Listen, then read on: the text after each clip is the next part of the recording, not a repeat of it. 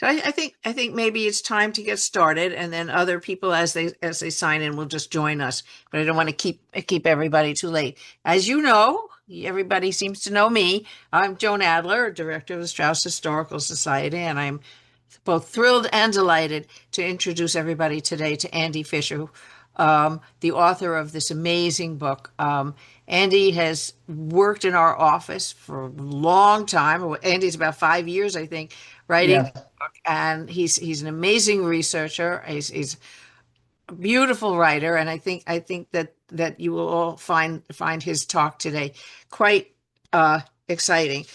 Just a few little uh, bookkeeping things. We are recording this session, and so anybody who wants to see it again later, we will be sending out a link. And if you would like to share that link, feel free. We're happy to share the link with anybody. So if you know somebody who, after the fact, thought, "Oh, gee, I'm sorry, I didn't sign up," or "I would have liked to have seen that," you're welcome to share the link, and we or ask us to send that, and we will do that. Um, if you are familiar with Zoom, at the bottom of your screen, there's a little thing that says chat. So if you have any questions during the talk, please just write them in the chat. And at the end, we'll have a Q&A, and we'll go through some of those questions and hopefully be able to answer just about everybody's questions. So without too much ado, I'm going to open the screen and introduce you all to Andy Fisher, the author of Nathan Straus, From Macy's Magnate to International Humanitarian. So, Andy, it's all yours. thank you so much, Joan, for that very generous introduction. And thank both you and Kat for opening the Society's archives, publications, events, networks to me over these many years. It's been invaluable. In fact, I simply couldn't have written the book without you. How did I come to Nathan Straus? After retiring from a 35-year career as a foundation executive director, I soon find myself looking for a project that would engage my keen interest in philanthropy and also my passion for writing. Um, a fellow has to grow up sometime, why not at age 70? So I asked myself, might there be a great American philanthropist whose story was undertold? On reading a philanthropy of Hall of Fame list, I came upon Nathan's name and noticed that no one had ever written a full-length biography of him, even though, my gosh, he was the North Atlantic world's premier champion, most influential champion of life-saving technology of milk pasteurization. In fact, Straus, who had lived from 1848 to 1931, had been something of a Renaissance man, a nonstop dynamo who'd achieved in many realms. His philanthropy alone had won glowing praise from four US presidents and world leaders like Albert Einstein. His funeral had attracted more than 8,000 people. New York City had named schools, parks, libraries, and community centers in his honor. Strauss and his example deserve to be better remembered. I was hooked, and an obsessive 5-year research and writing project was born. I've been thrilled by the book's warm reception by senior US and UK scholars, and to all who helped, including those on this call today, thank you, thank you. So let me provide an elevator talk and then go a little bit deeper. Strauss was a larger than life powerhouse, and he lived many big lives. First came his and his family's lives as Jewish German immigrants. In the early 1850s, the Strauss family, including 6-year-old Nathan, escaped the second-class citizenship burdening Jews in Bavaria by moving to rural Georgia, where they established themselves as store owners. But in the Civil War, they lost nearly everything, and in 1865, they relocated to New York City. There, their fortunes turned. In fact, you could say they began living a version of the American dream, rising first as international wholesalers of tableware and fine china. Over time, through a combination of close business alliances and shrewd investments, Nathan and his older brother Isidore Straus would become co-owners of the largest stores in Manhattan and Brooklyn, respectively Macy's and what became known as Abraham and Straus. Another stream of Nathan's life was helping to build America's Zionist movement. It was pushing for the establishment of a secure Jewish homeland in Palestine. The purpose was to create a safe refuge for the millions of Jews living in repressive and often anti-Semitic autocracies, especially in Eastern Europe and Russia. In addition to donating and raising funds for the cause, Nathan also contributed his skills as an orator, grassroots organizer, and mediator. Closer to home, Nathan pursued still another kind of career, serving it intermittently in high New York City and New York State office. The Democratic Party even once offered him a New York City mayoral nomination. But Nathan was no politician, and he wisely declined the nod. It was, in fact, in another realm, philanthropy, where Strauss's achievement were truly world-class and historic. Inspired by both his Jewish golden rule values and his businessman's pragmatism, Strauss designed and funded four great philanthropic initiatives. Three of the four advanced his highest priority, preventing disease and suffering through what we now call public health, the health of whole populations. One of these was his 20-year partnership with Hadassah, America's large Zionist women's agency.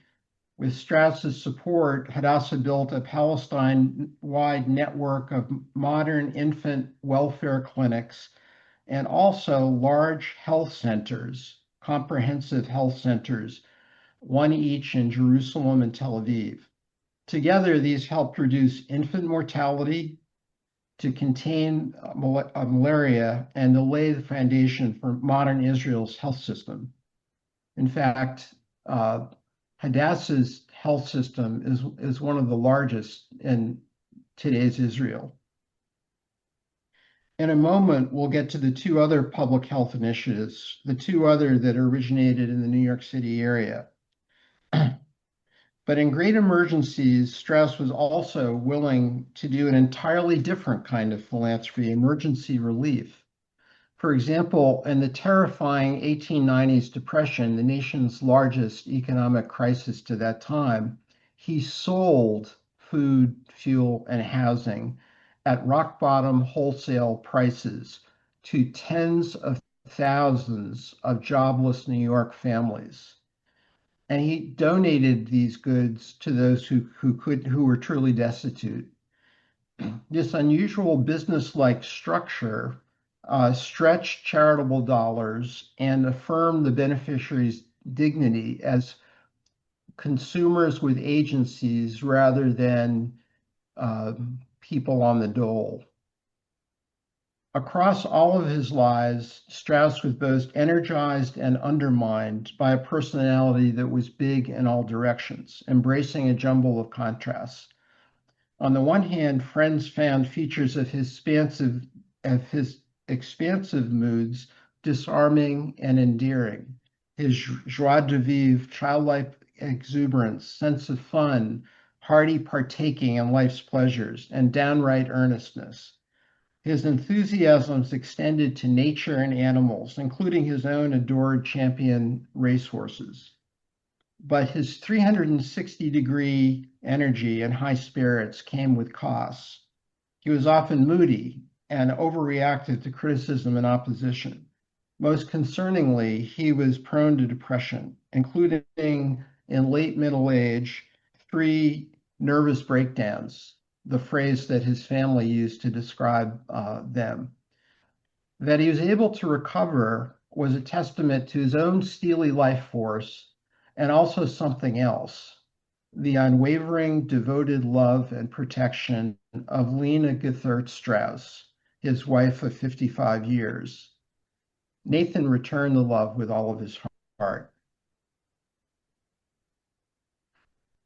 This picture of the so-called Pompeian room in the Straus family's West 72nd Street brownstone, 27 West 72nd Street, is it's about an 1897 view of the family where you have Nathan Jr. on the far left, of course, Nathan and Lena seated, and then standing Sissy, as she was known, her given name was Sarah, and younger brother Grant.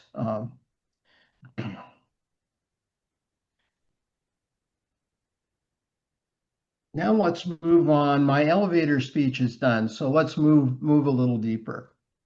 Nathan Straus was born in 1848, the third of Lazarus and Sarah Straus's four children in the little town of Oderberg. The town sits in the upper Rhine Valley in the southwestern edge of what we today call Germany. Generations of Strauses had prospered here as land leasing landowners, cattle breeders, and tradesmen. But there was a problem. The autocratic kingdom of Bavaria prohibited Jews from entering many occupations and restricted Jewish places of residence and even Jewish population totals. So the Strausses lived between two worlds, the Jewish community to which they belonged and the broader legally segregated and unequal society in which they found themselves.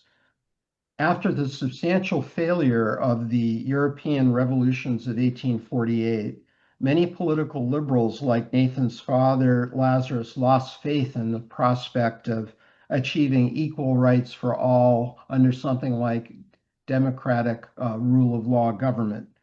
In 1852, Lazarus made the painful decision to leave the land of his birth, his ancestors, and his livelihood for the opportunity and democratic freedoms of America.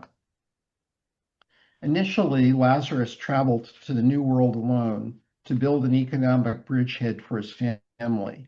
Immigrant friends told him that in the American South, many German Jewish tradesmen were finding success in door-to-door peddling.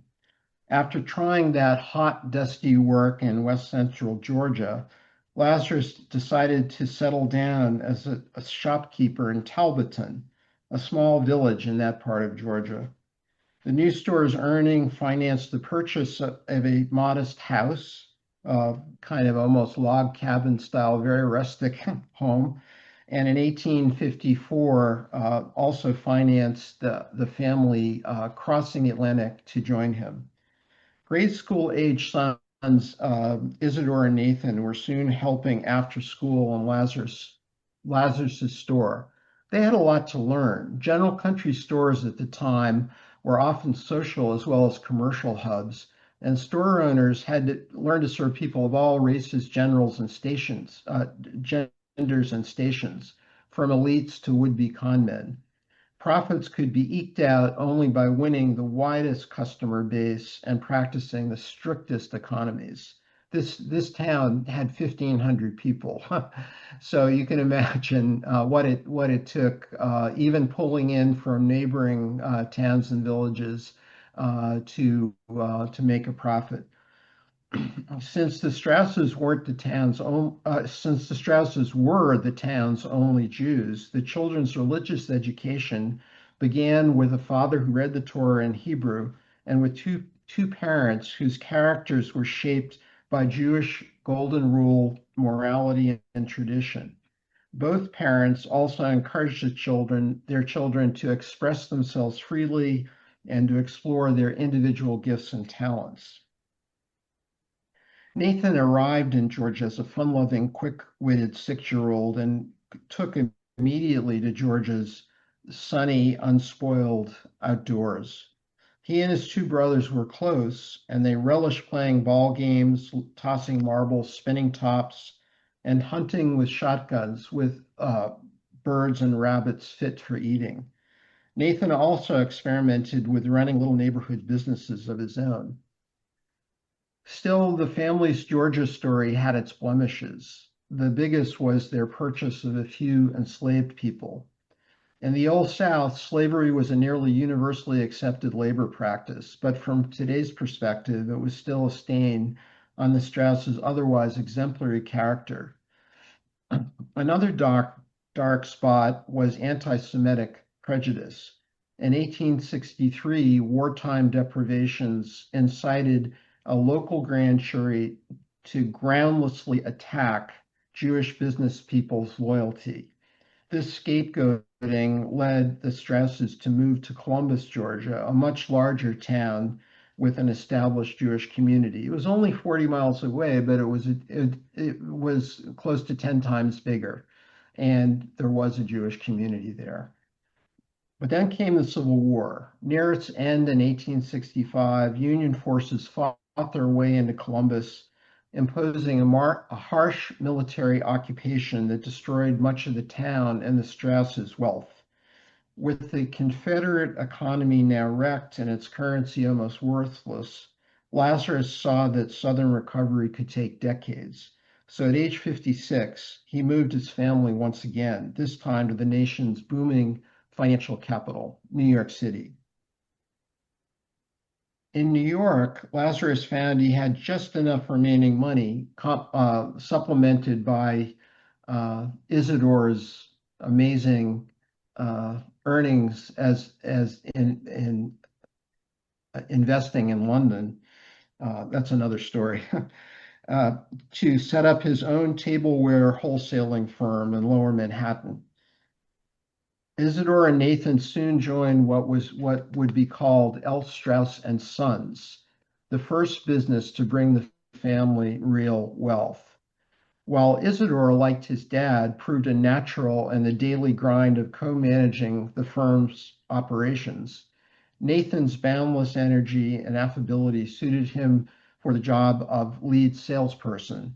He soon excelled in spurring sales to retail stores throughout much of America.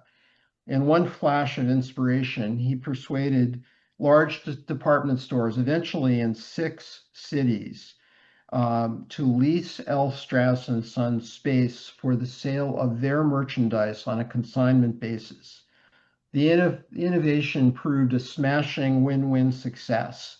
In another role as the company's chief buyer, he extended his buying trips to include Western Europe and expanded the firm's inventory to include high-end European import, such as fine china and cut glassware.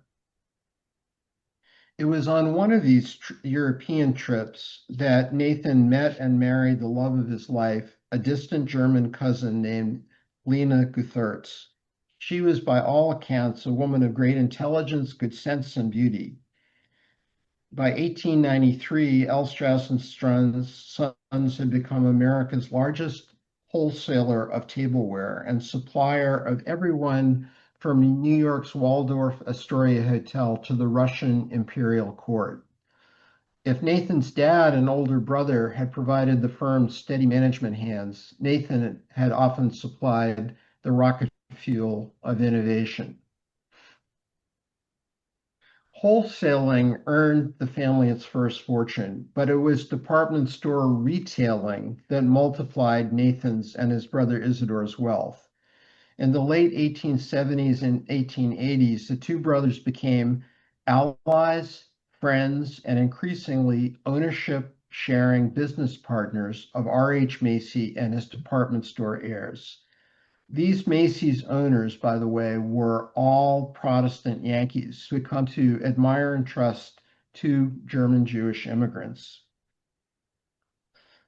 In the 1890s, the Straus brothers became the sole owners and co-CEOs of Macy's and nearly half owners of the huge Brooklyn store, Abraham and Straus. By 1900, competitive pressures forced the Strauses, together with considerable wear and tear on the West 14th Street Macy's store, forced the Strauses to explore alternative store sites. They ended up constructing a far bigger and more modern building, the colossal Beaux-Arts store in Herald Square that we all know. It instantly became the world's largest department store and boasted a dazzling array of amenities. One example, 33 elevators and 4 escalators that could together carry 40,000 customers per hour. The building opened in the fall of 1902 to throngs of excited shoppers. Nathan and Isidore were to remain leading powers in New York City retailing for nearly 2 decades. They served on many boards and advised mayors, governors, and presidents. The Straus name took a place in the constellation of New York's Jewish Bavarian retailing giants, from the Bloomingdale brothers to Benjamin Altman and Adam Gimbel. But starting in 1912, the brothers' luck turned. That year, Isidore and his wife, Ida, died after heroically refusing scarce lifeboat seating on the Titanic. It was a crushing family loss. One practical consequence was that Isidore's 3 sons inherited their dad's half ownership of Macy's.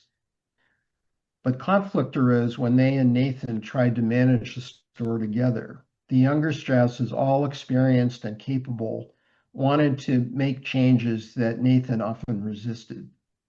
The breaking point came late in 1913 when a deeply frustrated Nathan announced his retirement from Macy's management and sold his Macy's stake to his nephews.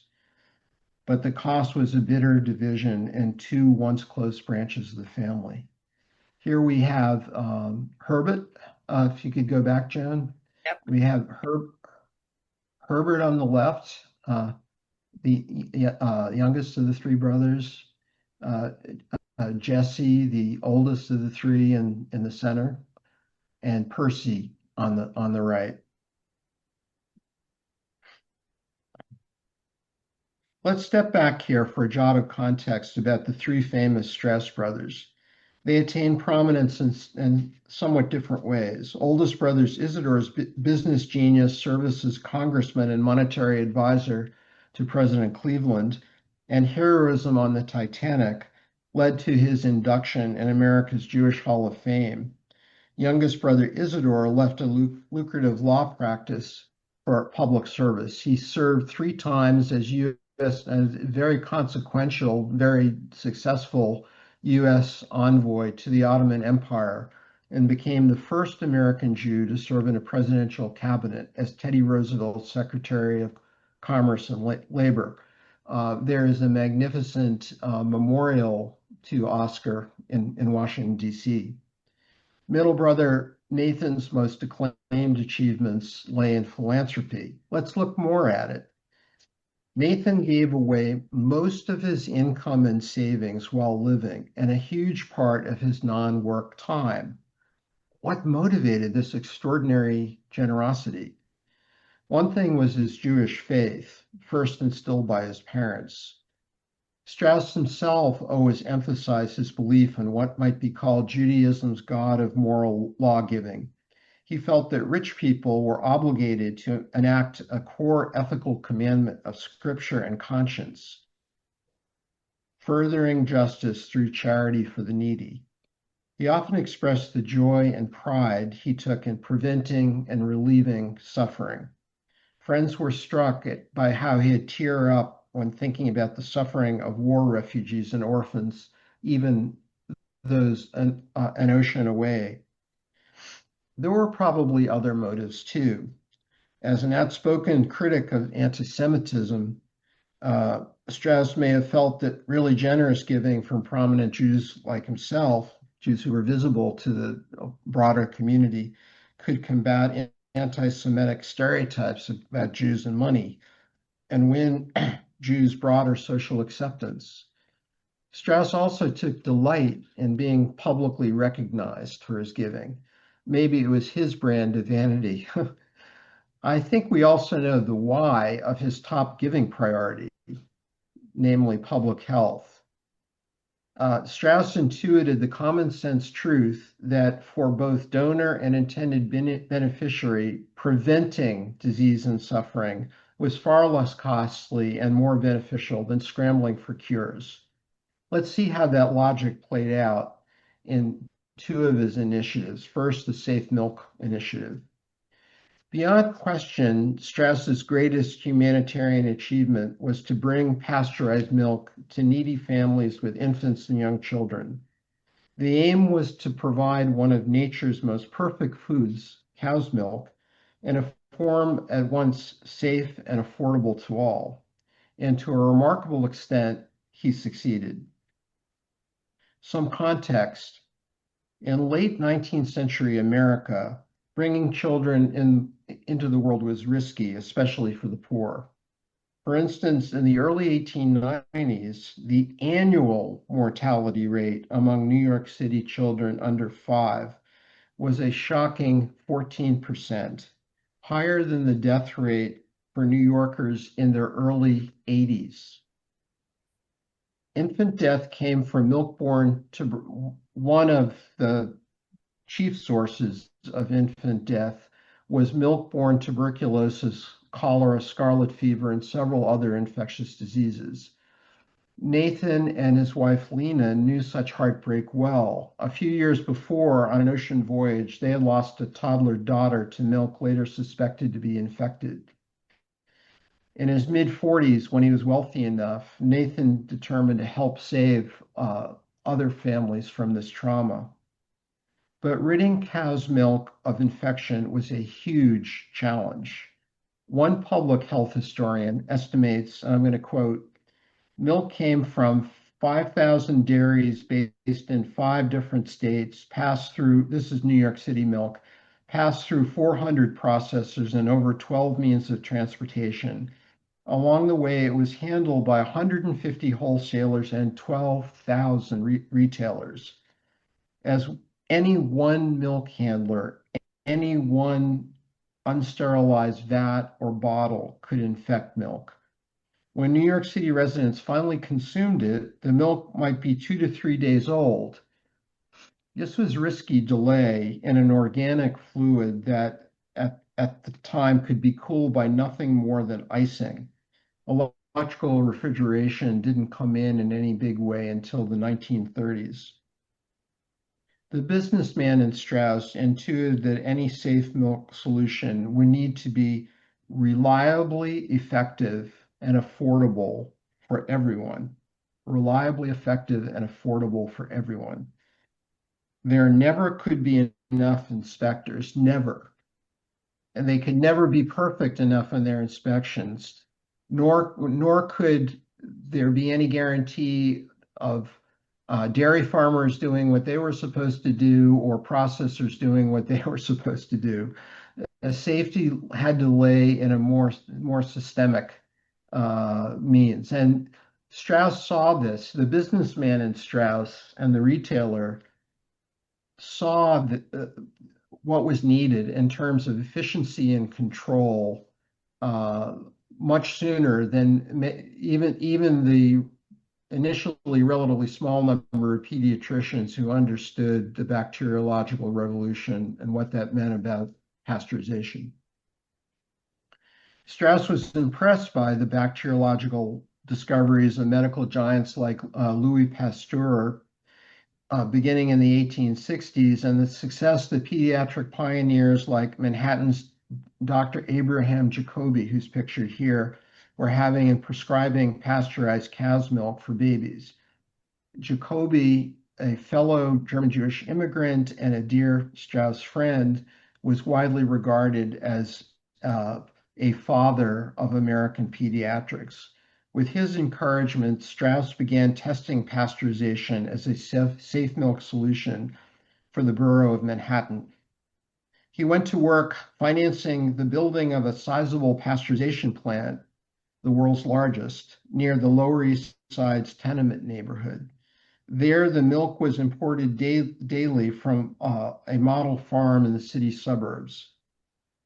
The milk treatment involved many steps: purification through filters, heating at pasteurization's required subboiling temperatures and durations to kill dangerous infection, but not to alter the milk's taste, and diluting to the various appropriate thicknesses for babies changing GI systems. What we're seeing here is a workman removing milk after it's been pasteurized, after the magic has happened in a pasteurizing oven. The treated milk was then poured into sterilized infant feeding bottles and immediately iced. It was all an exacting business. To distribute the milk, Straus established 17 infant milk depots throughout Manhattan, from uptown in Harlem to downtown in Battery Park. Many were sited at city parks and piers. Each morning, ice-cold trucks delivered infant milk bottles in the quantities that the various milk depots had requested the night before. Depot nurses and a visiting doctor then advised the young families on the needed level of milk dilution for their baby, given the baby's age and GI system. The milk was then sold at wholesale cost, often less than half the usual retail cost, and truly indigent families received the milk at no charge. This is one of Straus's pasteurizing plants. He built a series of plants, each larger than the next one, to accommodate the expanding demand from his 17-station milk network, which typically on any one day served about 2,500 families. This is the inside of one of those depots. You'll note that mothers often come with their babies and sometimes other children, and they dress and comport themselves in a way I've seen in many pictures that seem to reflect back the respect that they felt in how they were being served. Over the initiative's 27-year life, Straus documented services and outcomes carefully. By conservative estimates, it ended up directly saving tens of thousands of lives. We can talk a lot about this. I've spent untold hours trying to do calculations, and there are many reasons why the death rate among infants went down in the progressive era, some having to do with rising living standards and other public health interventions. But there's no question in my mind that many tens of thousands of infant and young child lives were directly saved by his New York City program alone. It also did more. In the face of opposition from the dairy industry and many medical associations. Straus's work, this is crucial, it provided the extensive years-long evidence that advocates needed to persuade the City of New York's health department to mandate citywide pasteurization of the entire milk supply. The mandate was enacted in stages over the 1912-1914 period. The work didn't stop with New York. Between 1903 and 1916, Straus expanded milk pasteurization across America by several means. He publicized the New York program's outcomes. He donated small pasteurization plants to interstate cities, and he coached safe milk advocates in winning city, or even in one case, the state of California, statewide mandates. The work helped bring milk pasteurization mandates to 8 more of the nation's largest 20 cities, including six of the largest 7, and to the entire state of California. By 1915, there's no question that Straus was the most visible, influential, prominent champion of pasteurized milk in North America. Now, Straus was a proud American, but he was also a proud European. And he had friends, family, business associates, vendors, all kinds of counterparties in Europe that he treasured, and he wanted to honor his own what he himself had been given, and bring something back to the continent of his birth. So he actually lived for 13 months in Heidelberg, Germany, because he wanted to orchestrate a pasteurized milk program there. He donated pasteurization plants or arranged demonstrations in 16 European cities and towns, from Dublin to Vienna.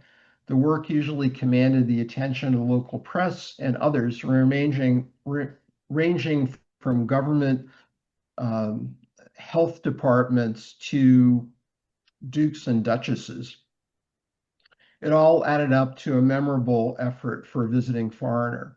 This, what we're looking at now, what we looked at a moment ago was a formal picture of Nathan, uh, one of his favorites that at about the time of his that he was conducting the European programs. And the second picture is a picture of the Heidelberg University Hygiene Institute that partnered with Straus to invent a home pasteurizer device that Straus then sold in both Europe and North America for $1.50 and refused to patent. So let's look at one other. We're not going to have time to talk about in any depth about more than two of his great initiatives, but let's talk about another public health initiative. This one was known as the Tuberculosis Preventorium for Children. Beginning in 1909, Straus found another way to demonstrate that disease prevention was far more cost-effective than cure. This is a cohort of youngsters who participated in that program. Um, this was his founding of America's first tuberculosis preventorium for children. It was a nonprofit residential institution dedicated to strengthening the health and hygienic habits of at-risk New York City children, and so protecting them against family members who had active TB. All of the children came from homes where one or more family members had active TB, and the overwhelming majority of them came from New York City tenements. In the 1900s decade, the American public and many physicians were just beginning to understand the true nature of tuberculosis, a ghastly organ-destroying disease that was among the nation's top three sources of death and disability. TB was not some mysterious inherited or constitutional affliction against which there was no defense. It was another bacterial infection. Fostered by crowded tenement living with its compromised air, water, and sanitation, TB could be countered by more healthful conditions and basic contagion practices. Straus researched various existing TB prevention programs in the US and Europe. This is a picture of actually the children in the first preventorium, which only lasted a year or so. That's another story we'll get to in a second.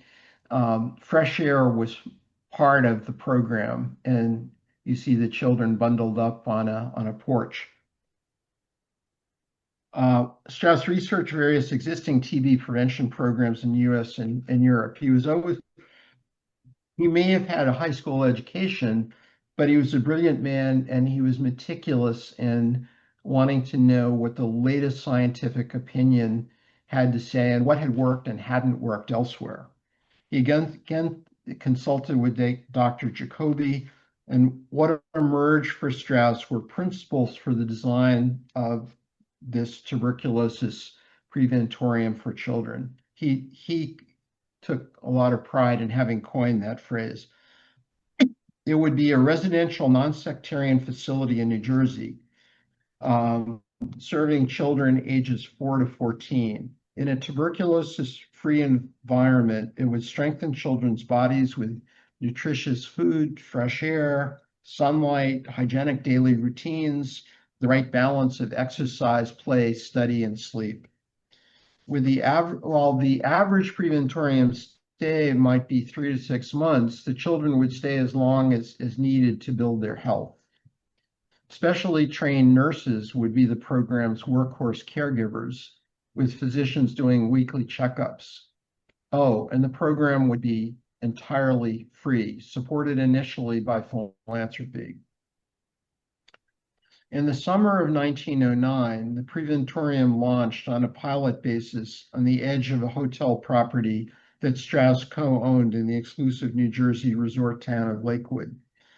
But never mind that the children were all only vulnerable to TB, not actually infected. The mere idea of tuberculosis was terrifying then.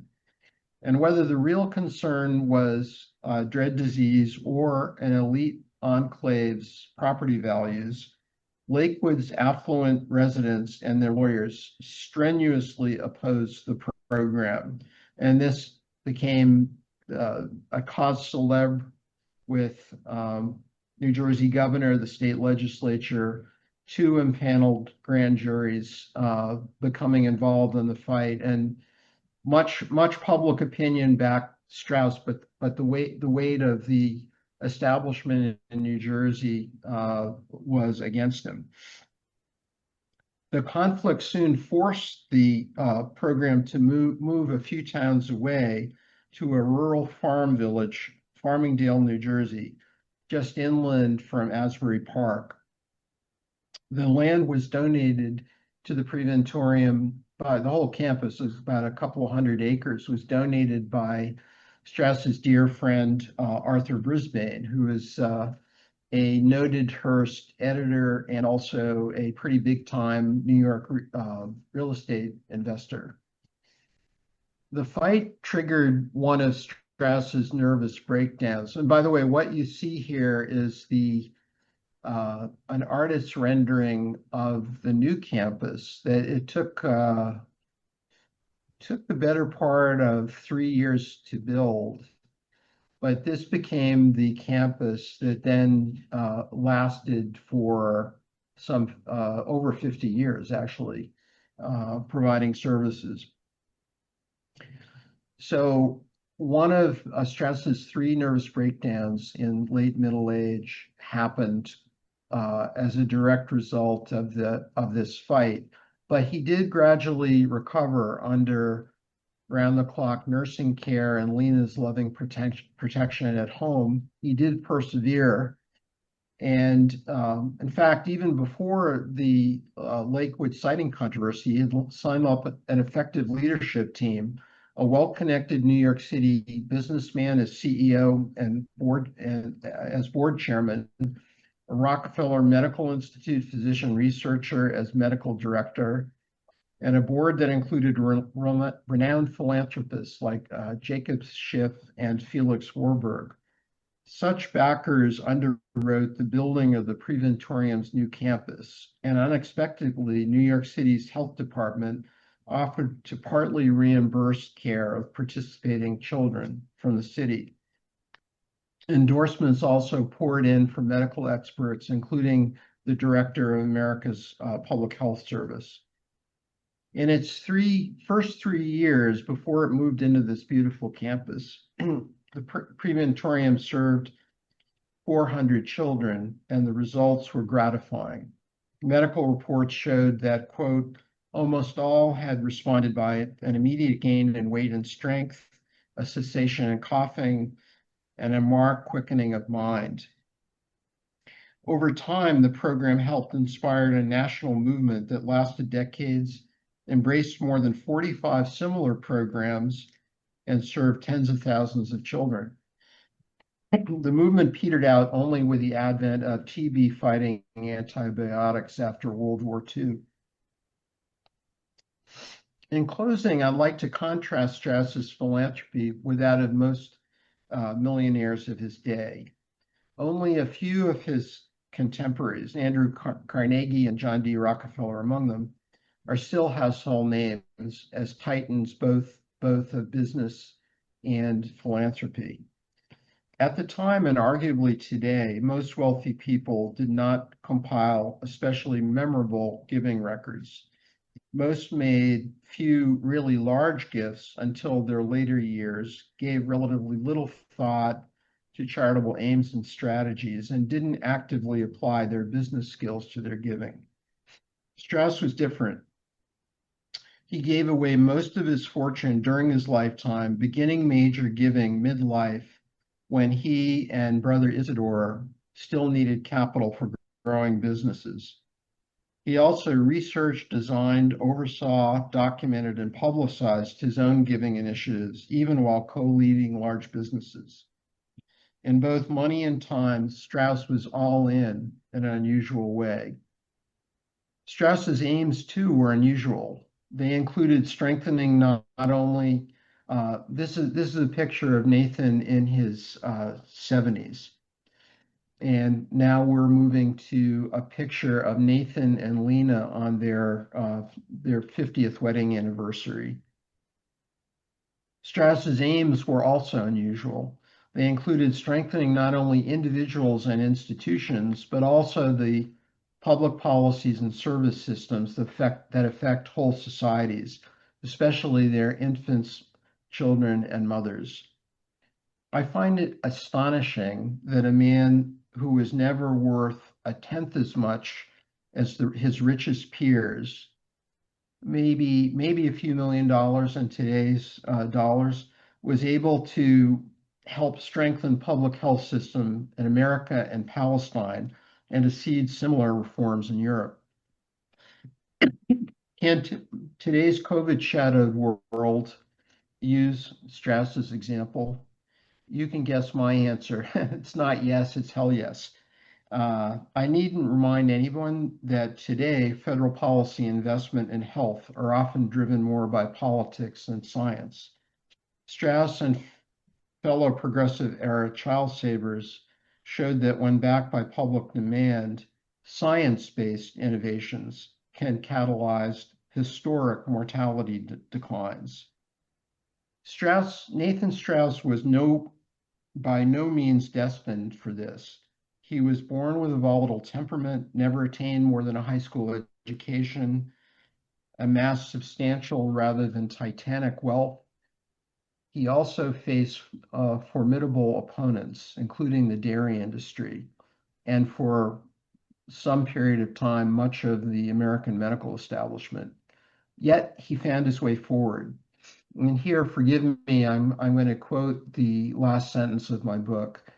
For all the floods of change since his time, it can still be said that because Nathan Straus lived, the world is a safer place for children. Thank you so much for listening. And I think, Joan and Kat, we do have some time now for questions. Yep. I apologize for the red lines. I don't know where they came from, but I also don't know how to get them to make them go away. So we want to thank Andy for this really wonderful talk. I hope all of you enjoyed it. I know the story and I know I read the book, but I'm still enthralled and intrigued and excited that such a book exists and that Andy did such a superb job.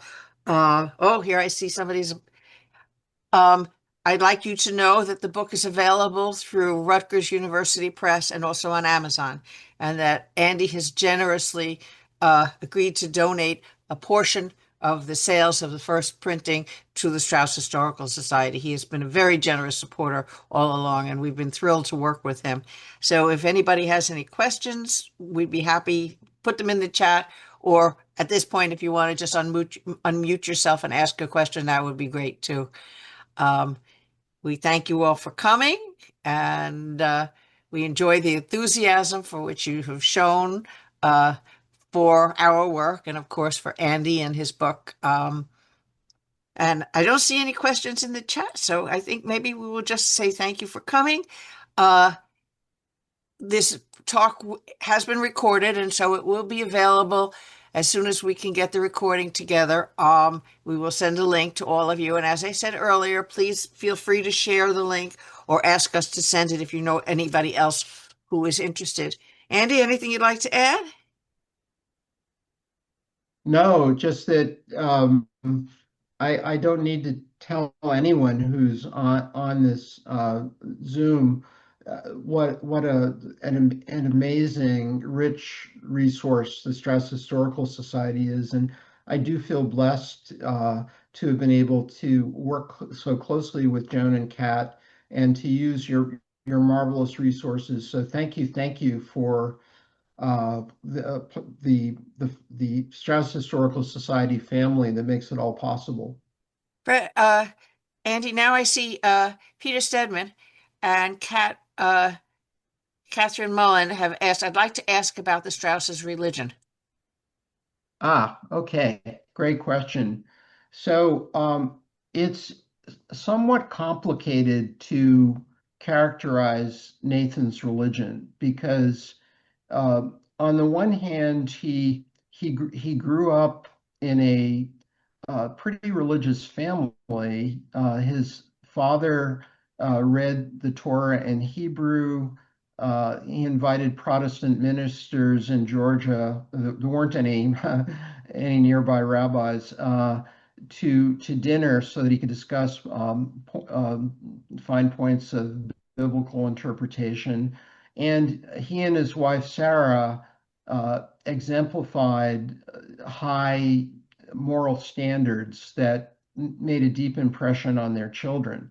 Uh, when when so this was the greatest Strauss's family was his greatest religious influence, and he was very proud of being a Jew. He would it was uh, involved in countless ways. We didn't get to talk about them all. His Zionist leadership, his co-founding of the American Jewish Congress movement, his chairing of a youth group called Young Judeo, which emphasized young American Jews' connections to Israel, and his heroic giving and fundraising during the Great War and immediately after to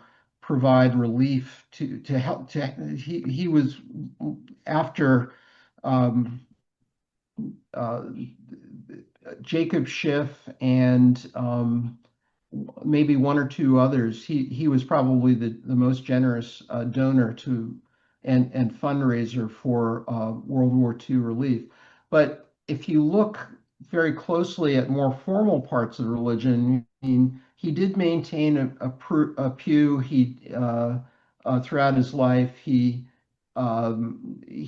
urged his children in his will never to marry outside the religion. But on the other hand, he wasn't particularly prone to consulting with rabbis or he wasn't a particularly regular attendee. So one of the impressions that I took away from the totality of his life was that he was a Jew most of all in his ethical behavior and um, principles, which drove so much of what he did outside of the business life, but that he was maybe not quite as strict as some were in terms of formal practice.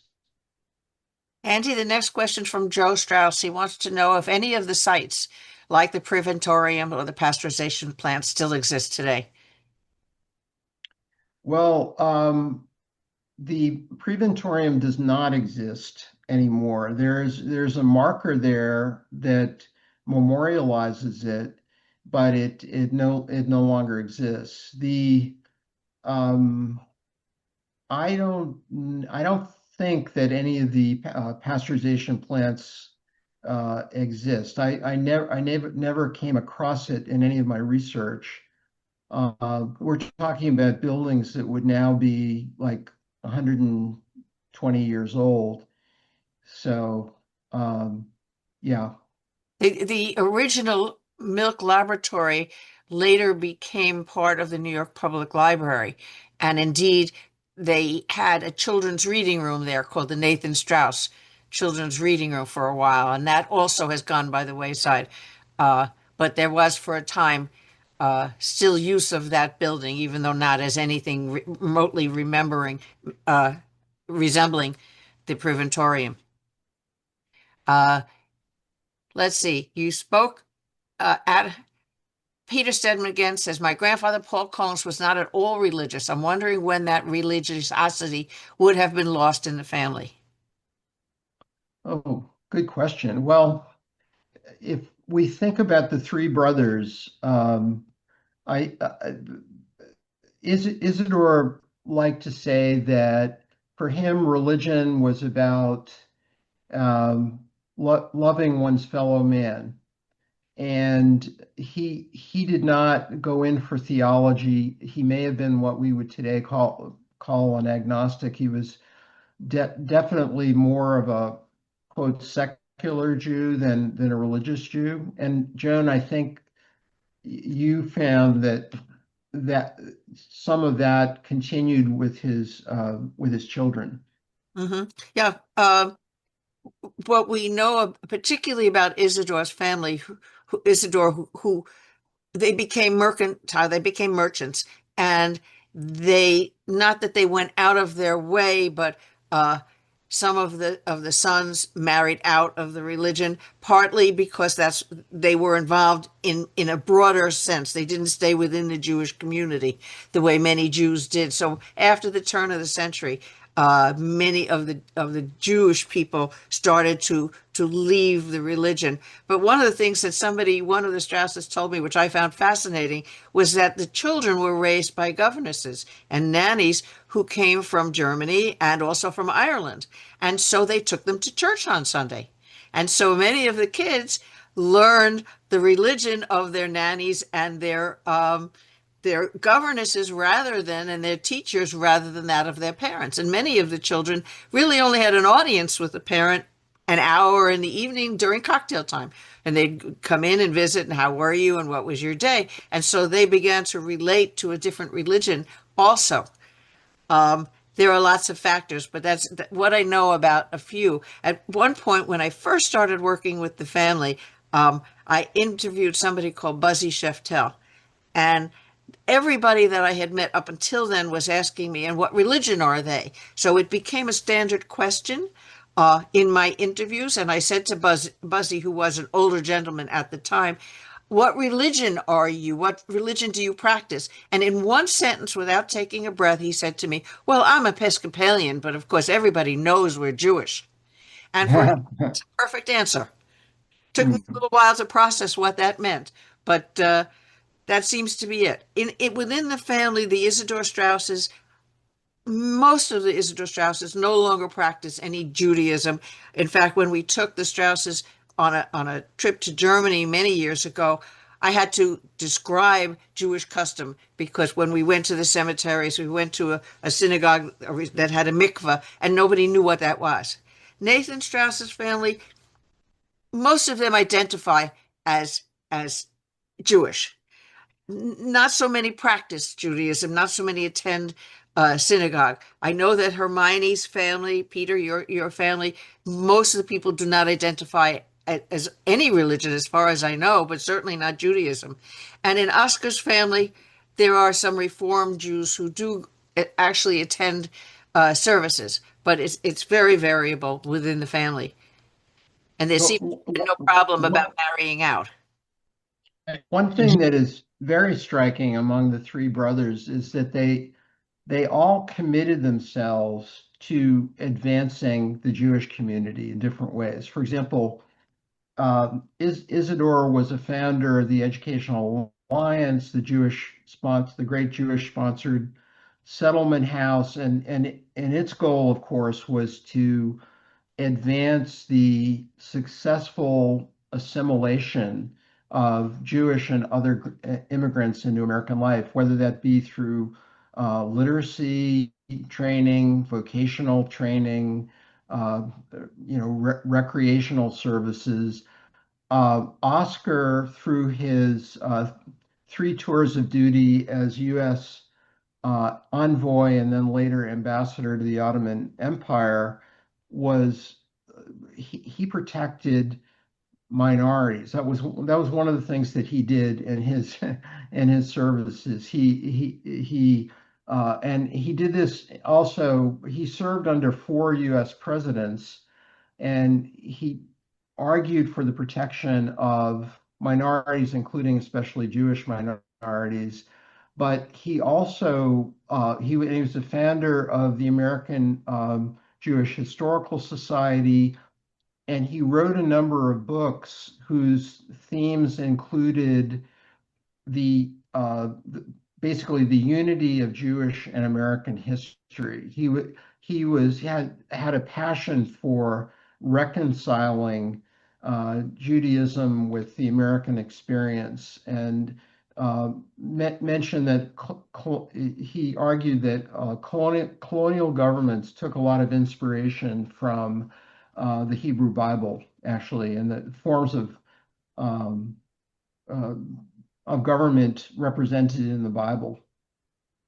Oscar was also a founder of the YMHA, similar to Yes, yes. YMCA. So clearly, he was quite observant at the time. We have another question. Adam Straus said, "You spoke of Nathan's relationship with Isidore and Isidore's children. What about his relationship with Oscar and his line?" Um, so uh, he had Oscar was a very cordial, amiable person who got along with everyone, and he certainly got, even though he was particularly close to his older brother, he certainly got along very well with Nathan. But one thing, Joan, that I think I noticed in the obituaries for Nathan was that the only people who attended his service, I believe, were people from his direct line. So I don't know what that means, because I know Oscar got together with on family gatherings on a regular basis late into his life, but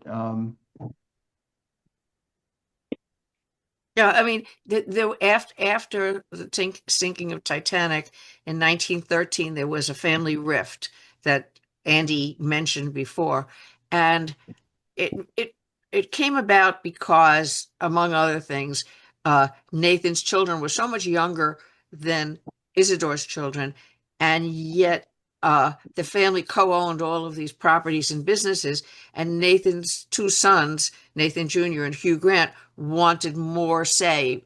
Jesse, Percy, and Herbert by that time were president, treasurer, vice president, secretary of these entities, and so there was a family rift. And Macy's was taken over by Isidore's family, and Abraham and Straus and L. Straus and Sons was taken over by Nathan's family. But after that, those 2 branches of the family did not speak together until we started our project. When I started working with the family and started creating a board, that's when the families, no one even remembered why anymore, why they weren't supposed to talk to anybody. But that's when people started talking together again. As far as Oscar's family, I really don't know. I think that there was still contact with everybody, but Oscar's family were in such a different line of business, not involved with the family business at all, that I think that was sort of a natural a schism, not in any formal way, but I think that they were just doing different things in their lives. Joan, I don't know. I was going to say about Isidore. There was a discourse in the New York Times where I've forgotten whoever at the Times asked Isidore about his being Jewish, Mhm. and that's I think in the op-ed article in the Times, which went back and forth between them, and his response was essentially that he didn't have to go to synagogue to practice to be Jewish. Right, right. Okay, we'll move on. And I think because we don't have that much more time. Fred says the city of Netanya in Israel was named after Nathan. Yes, that's correct. And at least the story I've read was that the some members of the local community thought not only that Nathan was a great Jewish communal leader, but also that, oh, he's such a generous Jewish philanthropist. Maybe if we name this community, we name our community forum, we'll be on the inside track there. And I think Nathan gladly consented to the idea of naming the community forum, but it didn't occur to him that he as a result had an obligation to write a check for the communities. Yeah, there's a story. I wrote actually an article in one of the recent newsletters, which you can find on the website. But there has been a family story that's gone along for a long time that the city of Netanya then sent the mayor to Nathan's house in Mamaroneck to try and convince him to donate some money. And Nathan was very happy to host this man, and he slept in his home.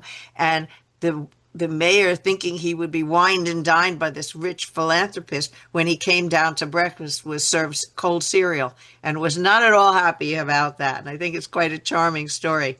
But indeed, today there is a Netanya in Israel named for Nathan Straus. Okay, the next question is from Edward. Maybe I missed this, but can you speak for a moment about the sea change that Nathan underwent in terms of his mission in life as a result of losing his beloved brother Isidore and wife Ida on the Titanic? Oh, that's a great question.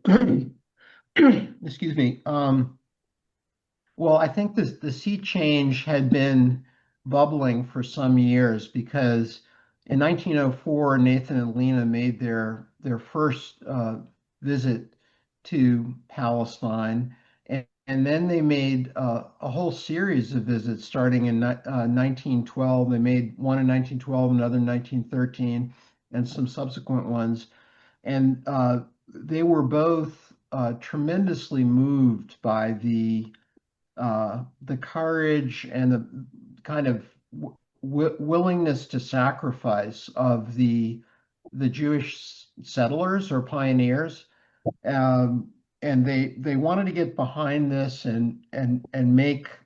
Uh, they realized that Zionism was not just a political movement; it was also an economic development movement that would require, for example, uh, good enough public health and good enough economic prosperity to attract Jewish immigrants who had other choices. After all, you could still, before 1924, when some very severe, Republican restrictive immigration laws were passed, you could still migrate to the United States and to much of Western Europe as well, where there was rule of law, there was democracy, and there was economic opportunity. So one thing that Nathan, when he saw what these, he may have idealized them a little bit. He thought of them as almost heroic. And if these people can do so much, surely I, as a philanthropist, can dedicate the last 20 years of my life to helping to make Zionism real by making Palestine a place where Jews who have choices would actually choose to move. And we have a comment from Fred, who says, "Thank you, Joan, for all your help with my research articles for the Titanic International Society. I wrote two dealing with the Straus Titanic Memorials and the Straus philanthropy. One of the myths around the Titanic sinking is that Nathan missed the ship. He was working in Palestine in 1912 and never intended to board the ship. He also went to Rome for a tuberculosis conference during that time. And so there was never a plan for Nathan to be on the Titanic. It's just, there are many, many stories that are apocryphal and many stories that come up usually around Rosh Hashanah and then again at Passover. And for years we have to field these stories and head off all of the misinformation, but that's part of the job. So I don't. It is true, by the way, that Nathan and Lena did on their 1912 trip. They did vacation for several days on the Riviera with Isidore and Ida, and they had a ball. They just had the best time. And but as Joan says, they had entirely different or otherwise different itineraries. So I see no more questions, and that's great because we're running out of time. But I'd once again like to thank all of you for attending and for sticking it out with us. And I would like to thank Andy for this truly excellent presentation. Again, Andy's book is available at Rutgers University Press and also from Amazon. And if you have not already done so, I encourage you to buy it because it's fantastic. And we're very proud of our association with Andy and very proud of the book that he has created. It's really wonderful to have been part of this. So we're getting lots of thank yous, Andy. And thank you Thank you so all of you. much. It's a pleasure. It's the group as I've gotten to know a few of the Straus Historical Society members a little bit, and the more of the history of later generations of the family, I've just been overwhelmed by the talent, the generosity, and how special the Straus family is. So it's an honor to be in any way associated with the Straus family. And now I'm trying to talk Andy into writing another Straus book. So we'll see.